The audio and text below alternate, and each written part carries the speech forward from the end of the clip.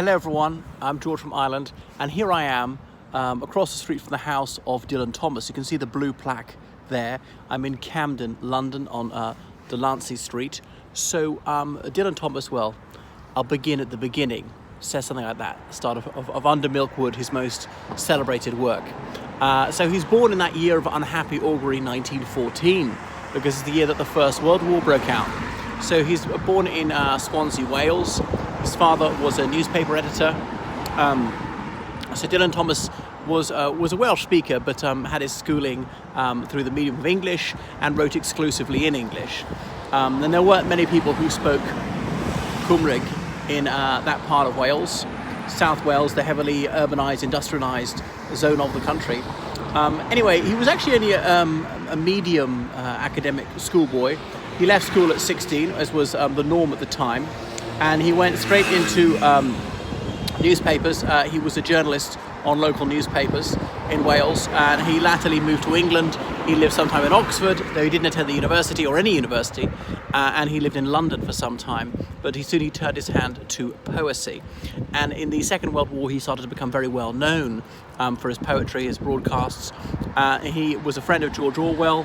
They used to drink at the same pub quite close to the BBC in the Fitzrovia area. Well, drank at a number of pubs, and then alcoholism was to be his undoing. But though he was alcohol-addled, of course, as William Blake wrote, that the road of excess leads to the palace of wisdom.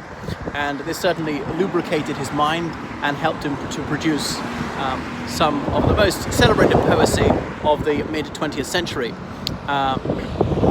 Like Under Milkwood is largely regarded as his magnum opus, which is set in rural Wales. I remember going to a performance of it my last term at school, about barnyards away, an old dog barks in his sleep.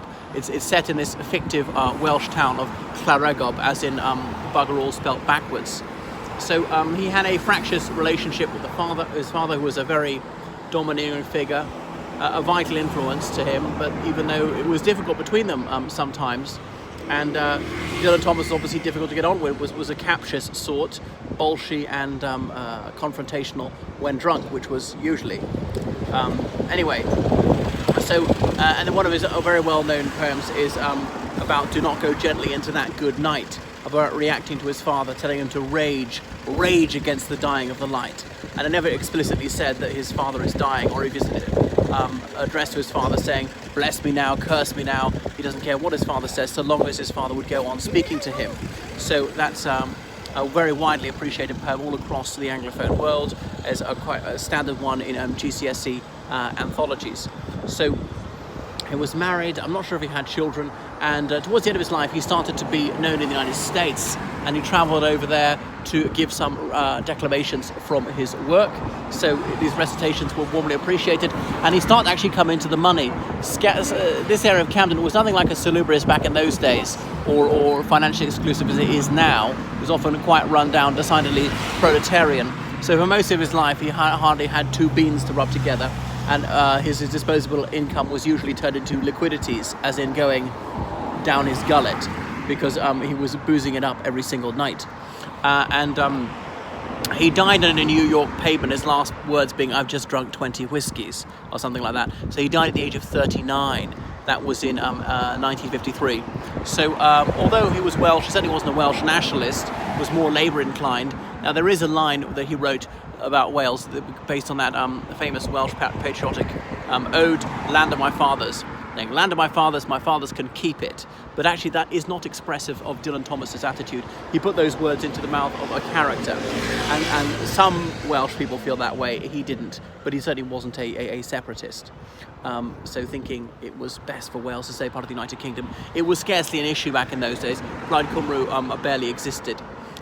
So that's just a little bit about Dylan Thomas, who was someone who's not unproblematic in these days of modern Puritanism, would be seen as not a role model, considering his consumption of heroic quantities of strong water. So read his poetry, it's quite accessible. He didn't publish a huge amount, and then obviously there's his collected journalism, for which he's less well known, but perhaps deserves to be more widely celebrated.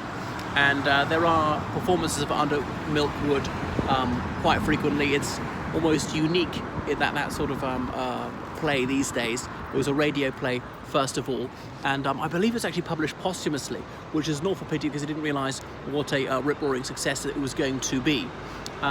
Anyway, that's enough about Dylan Thomas, who was bluff, unpretentious, always genuine, combative, opinionated. Enough about Dylan Thomas. All right, toodaloo.